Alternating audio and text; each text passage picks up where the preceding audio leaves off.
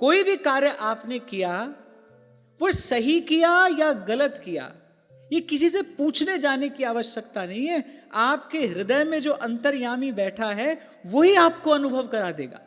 यदि आपने सही किया है तो आपकी अंतरात्मा प्रसन्न होगी, भले सारा संसार उसको गलत कहता हो, भले सारा संसार उसको अनुचित कहता हो, लेकिन यदि आपकी आत्मा प्रसन्न है, अच्छा यहां मन बुद्धि की बात नहीं हो रही, यदि आपकी आत्मा प्रसन्न है, आपने सही किया है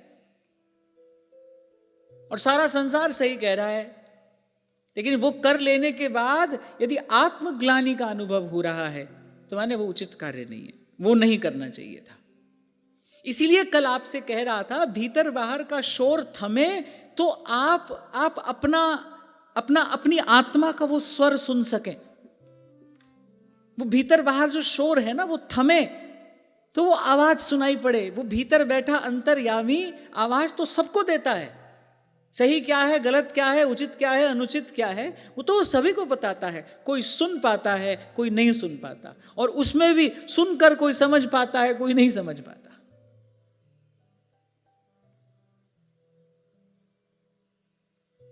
तो एक बड़ी अद्भुत बात यहां श्री नारद जी ने कही कि सबसे पहले तो ये सुन लो, धर्म का मूल वही कर्म है जिसको कर लेने के बाद आत्मग्लानि नहीं, आत्म प्रसाद का अनुभव।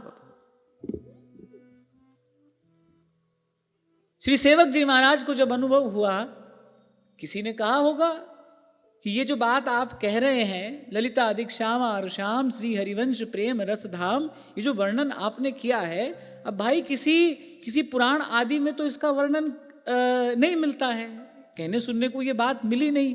सेवक जी महाराज कह रहे मिले न मिले श्री हरिवंश प्रमाण मनम, मेरी अपनी आत्मा इसका प्रमाण है। इसी को अनुभव कहते हैं, यही सबसे बड़ा गुरु है, यही सबसे बड़ा प्रमाण है, और साधक जीवन के लिए यही सबसे बड़ा आधार भी है। श्री सूरदास जी अपनी वाणी में कह रहे हैं जब तक भीतर अनुभव नहीं हुआ लाख कहो सुनो, लेकिन वो जो दृढ़ता आनी चाहिए वो आएगी नहीं जब तक आपको स्वयं अपने भीतर अनुभव नहीं हुआ है। देखो उदाहरण के लिए आपको ये बात कह रहा हूं, आज आप यहां पर बैठकर श्रद्धा पूर्वक श्रवण कर रहे हो, आपको ठीक लगता है, आपको अच्छा लगता है, आपको उचित लगता है। कल आप कहीं कुछ और श्रवण कर लो और सुन लो, तो हो सकता है जो यहां श्रवण किया है उसमें किसी प्रकार का संशय उपस्थित हो जाए, ऐसा हो जाता है। इसीलिए आपको कहा जाता है ना कि बहुत जगह नहीं सुनना चाहिए, एक जगह सुनकर पहले अपने उपासना सिद्धांत को परिपक्व करना चाहिए। वो जो संशय आया वो क्यों आया? क्योंकि वो जो दृढ़ता होनी चाहिए वो नहीं थी, और वो दृढ़ता आए कहां से? वो आत्मानुभव से आती है। भीतर अनुभव होगा तो दृढ़ता आएगी। अब खूब कह लिया, खूब सुन लिया, ऐसा वृंदावन है, ऐसा वृंदावन है, भाई जब तक अपना अनुभव किया नहीं तब तक कच्चाई ही है, तब तक कहीं भी पैर फिसल सकता है। इसलिए ध्रुवदास जी कह रहे इन्हीं नैनन सब सुख देखे, जीवन जन्म सफल करी लेखे। सफलता तो तभी है जब इन्हीं नैनन सब सुख देखे। ये जो मानना है, गुरुजनों की बात को मानना है, ये जानने के लिए मानना है।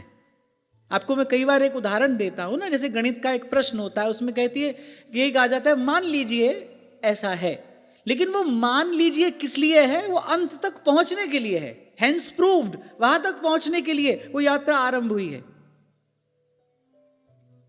मानकर छोड़ नहीं देना है। माना किस लिए है? माना जानने के लिए है। जो बात गुरुजन कह रहे हैं उसको आपने श्रद्धा पूर्वक माना, लेकिन वो माना क्यों माना? वो जो गुरुजन जिस तत्व की बात कर रहे हैं उस तत्व को जानने के लिए माना है, केवल मानकर छोड़ नहीं देना है। दृढ़ता तभी आएगी। ये जो श्री महाप्रभु के श्रीमुख वाक्य हैं, रहो को काहू मन ही दिए, मेरे प्राणनाथ श्री श्यामा शपथ करूं तृण छिए। ये जो ऐसी दृढ़ता आएगी, कहां से आएगी? जब इन्हीं नैनन सब सुख देखे।